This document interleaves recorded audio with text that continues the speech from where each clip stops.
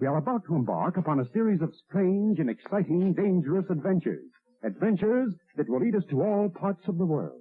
Hello and welcome to another Bad Comic Review. This time we're looking at Batman and the Outsiders, Issue 1. This is part 1 of Lesser Gods storyline, written by Bryan Hill, Dexter Soy artist, Veronica Gandini colors, Clayton Cowles letters, Tyler Kirkham and Arif Prianto did the cover. I have the variant cover by Stjepan Sejic, I think that's how it's pronounced. Dave Walgo's assistant editor, Chris Conroy and Molly Manahan editors, Jamie S. Rich group editor. The cover's okay. It's kind of a generic pinup. Doesn't tell me anything about what's going on. DC's variant covers are such a mixed bag. Alright, so we start off with some action. A guy gets attacked while driving his car by some scary looking dude. We later find out is named Ishmael. I assume he's going to tell us about a guy that hunted whales at some point. But his daughter manages to get away. Well, sort of. The guy throws her into a tanker trunk and she survives. I believe her name is Angel Ramos. And it turns out we learn a little bit about her and her father were actually experimented on by a big multinational corporation, shocker, that wanted to create metahumans. Well, meanwhile, Black Lightning's having trouble with the Signal being an idiot, and Orphan, they're not really listening to him. See, Black Lightning doesn't really seem to trust Bruce Wayne very much. I don't know why he's working for him if he doesn't trust him, but Katana trusts Batman pretty well. And the Signal is having problems since he got hurt by Karma back in Detective Comics not that long ago, and he's having little freakouts like he could still hear Karma in his head calling him weak, things like that. So he's got some trust issues or whatever. And they, of course, have to work as a team, and they're not letting Black Lightning be their leader, but he is, so deal with it. I don't know if I like this new outsider group. They seem to really lack a lot of power. They have like two pretty powerful people in Katana and Black Lightning, and then two street-level brawlers. So it's a weird combination, and Batman just seems to be sort of like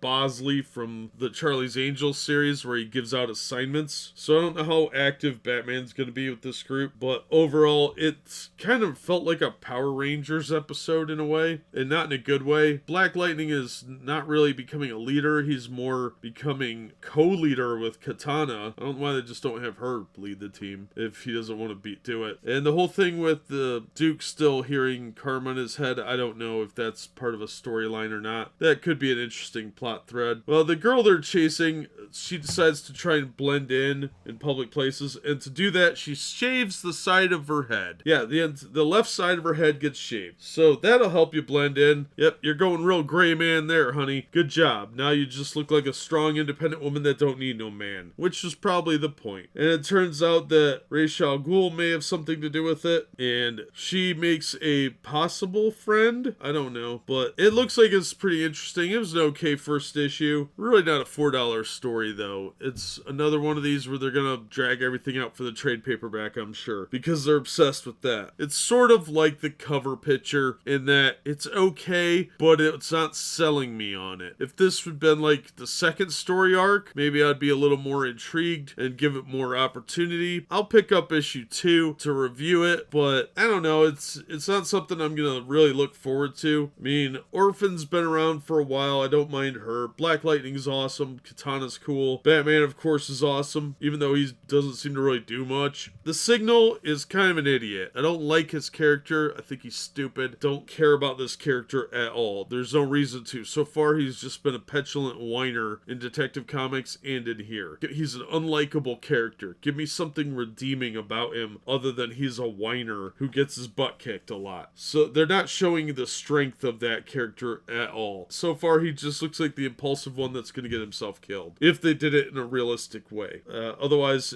they'll just keep him alive and magically save him every time, but realistically that guy'd get himself killed. So overall it's an okay comic. I didn't hate it. It's not worth $4, but if you could pick it up cheap, I would do that. Maybe the storyline will pick up with issue 2, but there was so much padding early on to try and get to know the characters. It felt very much like the first episode of a TV show, and not in a good way, so I didn't particularly care for that. Otherwise, yeah, it was alright. The The art's not too bad. I didn't hate it. I didn't love it. It's just kind of functional. There's some panels that are really cool. Otherwise, it's okay. We'll see how issue 2 goes, but for now, this is a mild recommendation. If you can find it cheaper than cover price, pick it up. Beyond that, I wouldn't bother. That's just my take. As always, thank you so much for listening and supporting the channel. If you enjoyed the video, give it a thumbs up and subscribe so you don't miss future reviews, and we hope to see you on the next one.